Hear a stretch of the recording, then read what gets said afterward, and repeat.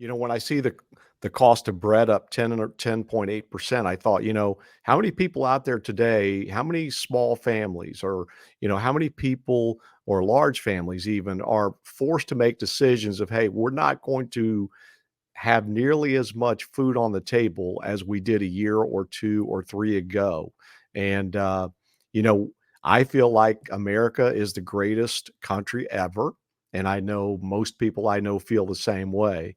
So, it's hurtful for me to think that families here in America, of course, we have homeless issues and all those things that are well above my pay grade as far as solving. But, the average American family they're having to make some tough decisions with gas prices, the way they are still just below 5 still, in the mid to upper 4s in most places.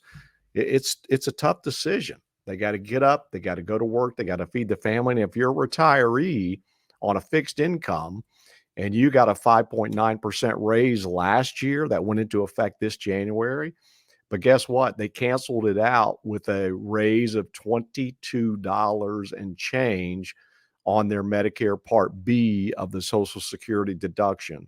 So the little 5.9% raise that sounded so good at the time was virtually wiped out and made null because of the Medicare Part B increase.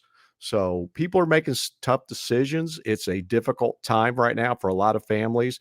But I am confident that we're going to bounce out of this, and I'm confident we're going to be able to help people, pre-retirees and retirees, with some good information.